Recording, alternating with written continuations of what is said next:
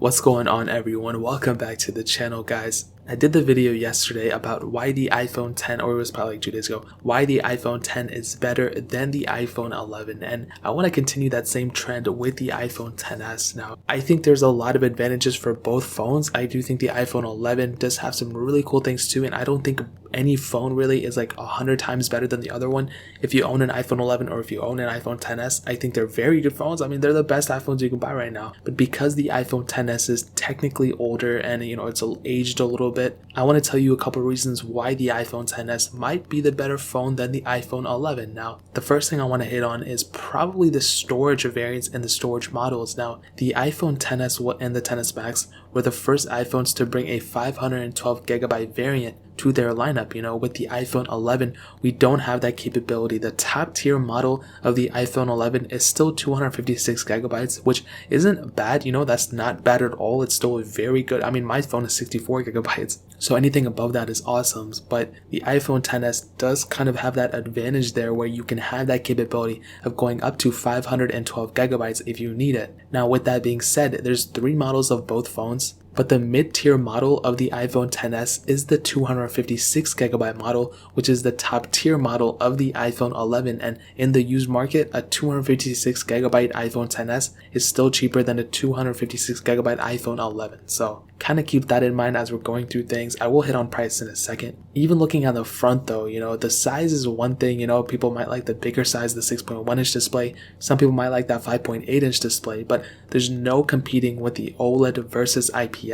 The iPhone 10s has that OLED panel, which is amazing. I love AMOLED so much, and OLED is pretty much the same exact thing. The IPS panel on the iPhone 11 isn't a bad display either, and I hit on this in yesterday's video, but between both, when you have that True Tone display as well as that OLED, that's like one of the biggest advantages with going with an iPhone is that True Tone display. And with the IPS panel, you still have that capability. But without a doubt, the iPhone 11 just doesn't have as good of a panel as the iPhone 10s in my experience.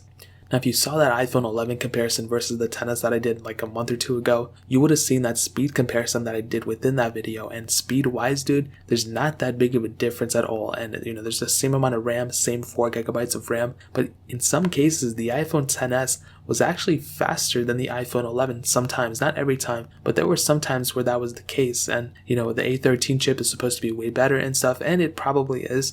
But the iPhone 10s with that Apple A12 chip is still perfectly fine. I think it's a very, very good performing phone, and I don't think anybody's trying to say otherwise, but that is one thing to keep in mind. Don't think you have to switch from a 10s for 11 or go back to a 10s because it's speed-wise, I didn't find that big of a difference at all, and both phones were seemingly, the same amount of speed at the end of it. And even feeling them in the hand and, just going through day to day, the build quality is still far better on the iPhone 10s than on the iPhone 11, even though the iPhone 11 has a little bit of that matte texture feel around the camera, and even though it's thicker and this and that, I still think the 10s feels like the more premium phone. The chassis of the phone of the iPhone 11 still feels like that older type of design that's like on the iPhone 6s and stuff, and it doesn't feel cheap, but it definitely doesn't feel as good as the iPhone 10s. When you're going day to day, I mean, most probably you're going to throw a case on it anyway, but without a doubt, in my opinion, the iPhone 10s definitely has the better feeling phone and just definitely feels a little bit more premium than the iPhone 11 without a doubt. Now, I hit on the price early on and I want to hit on it again real quick.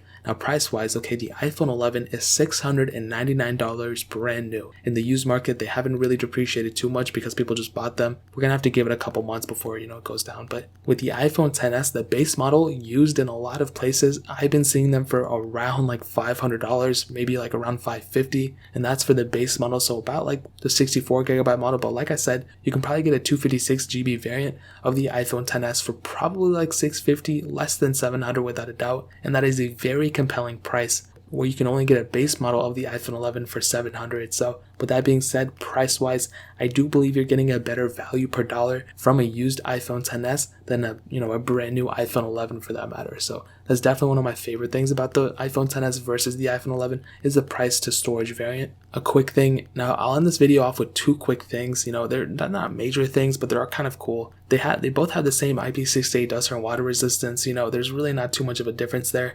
As long as you didn't like replace the screen of your 10s or anything, yourself, then you'll be okay. If you replaced it by Apple, then you should be fine. But the same IP certification, you can go and put them both in the same amount of water for the same amount of time, and they're both going to keep working for the same amount of time and both not working at the same amount of time. So that's a pretty big advantage for the XS because it is the older device. And the second reason is Force Touch and 3D Touch. I feel like this is beaten to death, but it's still one of the coolest features of these older iPhones. You can go get an iPhone 6s and feel like the layers that you're pressing down on when you're using Force Touch. With the iPhone 11, my main phone is the 11 Pro, and I don't have any problems with it. I'm kind of used to it now. But when I go back to using like a 10s Max or an iPhone 10 for like a video or something, I'm like, oh my god, dude, like I miss this so much. It was such a cool thing to be able to like deep press into a phone screen and be able to get more information. And it's kind of a shame we're not necessarily able to do that anymore. Of course, we have haptic feedback and stuff, but I don't know, it's still not the same to me as Force Touch was. So those are just a couple reasons as to why I think, maybe the iPhone XS is a better choice